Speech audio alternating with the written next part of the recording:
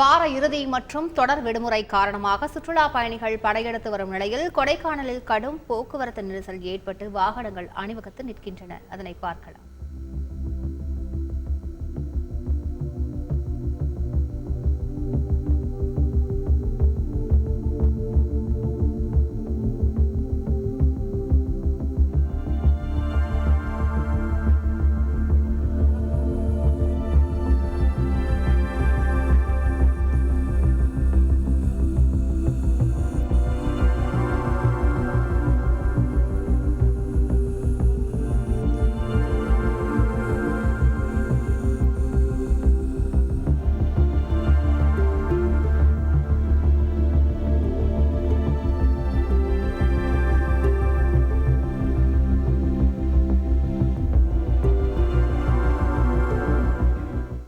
கூடுதல் தகவல்களை செய்தியாளர் ஹரிஹரன் வழங்க கேட்கலாம். ஹரிஹரன், எவ்வளவு கிலோமீட்டர் தூரத்திற்கு இந்த போக்குவரத்து ஆனது நெரிசலானது காணப்படுகிறது? இதில் எவ்வளவு மணி நேரமாக இந்த போக்குவரத்து நெரிசலில் பொதுமக்கள் சிக்கியிருக்கிறார்கள்?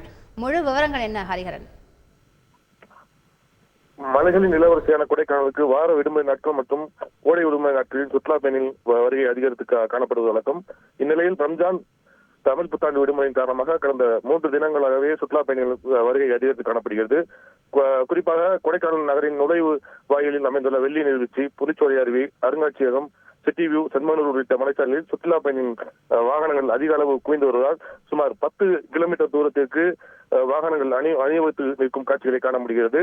மேலும் நகரின் முக்கிய பகுதியான மூஞ்சிக்கல், சீனிவாசபுரம், உகாட்டை நகர், லாஸ்காட் சாலை, ஏரி சாலை, அப்சர்வேட்டரி உள்ளிட்ட பகுதிகளிலும் போக்குவரத்து நெரிசல் மிகுந்து காணப்படுவதால் சுற்றுலா பயணிகள் மற்றும் பொதுமக்கள் தங்கள் குறித்த நேரத்திற்கு சுற்றுலா தலங்களை காண முடியாமலும் இதர பணிகளுக்கு செல்ல முடியாமலும் அவதியடைந்து வருகின்றனர்.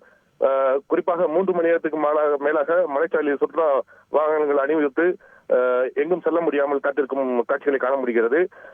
தொடர் விடுமுறை நாட்களில் சுற்றுலா பயணிகளை வருகை அதிகரித்து காணப்படும் போது இதே வாகன நெரிசல் ஏற்படுவது வழக்கமாக ஒன்றாக உள்ளது. எனவே மாவட்ட நிர்வாகம், தமிழக அரசும் மாற்று பாதையை உருவாக்கி சுற்றுலா பயணிகளின் நெரிசல் ஏற்படாத வண்ணம் மாற்று நடவடிக்கை எடுக்க தமிழ்நாடு அரசும் மாவட்ட நிர்வாகமும் கவனம் செலுத்த வேண்டும் எனவும் சுற்றுலா பயணிகள் கோரிக்கை விடுத்துள்ளனர். முழு விவரங்களுக்கு நன்றி ஹரிஹரன். செய்திகளை உடனுக்குடன் தெரிந்து கொள்ள உடனே சப்ஸ்கிரைப் பண்ணுங்க.